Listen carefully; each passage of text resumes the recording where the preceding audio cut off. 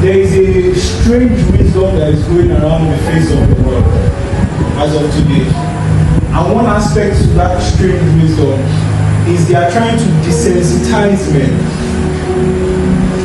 They are making sacred things look like play. Do you understand what I'm talking about?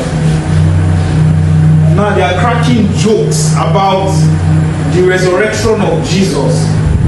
Cracking jokes about the sacrifice of Jesus on the cross. Cracking jokes about the blood of Jesus. And we too open our mouth. Hey God. God help us in Jesus' name. As a believer, there are some jokes you cannot laugh at. It's not everything that should be funny to you.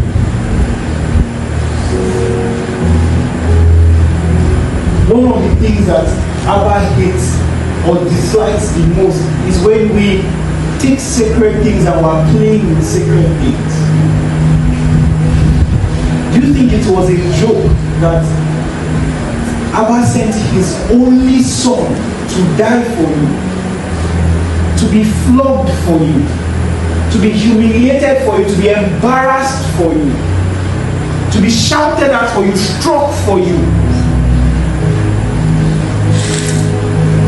Some of you can barely take the blame for your sibling when they do something wrong. Yes or no? And this is somebody that came and he was absolutely stripped for you, beaten for you. You know, you talk about when you watch the Passion of the Christ, every time I watch it with people, I struggle to finish the movie personally. But when they are flogging Jesus, you be seeing people doing, I can't watch this, I can't believe they did this. And then when Jesus gets to the cross, you see this fresh body Jesus with one or two stripes here and there. Listen to the testimony of Mel Gibson, the guy that directed it. I've said this here before. He said that psychologically there is a point where there's an amount of gruesomeness. You know what gruesomeness means, I mean? There's an amount of gruesomeness that the human mind can take before it starts to see from a third perspective. Do you get? So, you know when you watch a movie sometimes, you relate to the character. So, when certain things are happening to the character, it feels like it's happening to you. So you're getting upset too as the person is getting upset.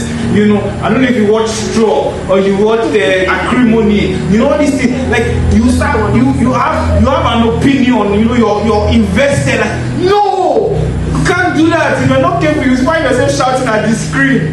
Come on now. Then later you now stop and be laughing at yourself in your mind. I'm telling you. You know what I'm talking about. So there's an amount that your mind can stay connected to before it disconnects and starts to just see it as an objective story. For Jesus, they said they could not even get up to 50% of what actually happened to Jesus, because they know that people's mind will start to disconnect, and they didn't want that. They wanted people to stay engaged through the movie. That's why they stopped at the level that they stopped. And imagine. And then today, somebody will stay now cracking joke with your Jesus, and you two will be shining teeth about it. Hey, it's funny now. Okay. You crack jokes about everything. Communion, they crack jokes. They don't even use wine today. Why they use a diluted Ribena or Coke? Why they use this bread?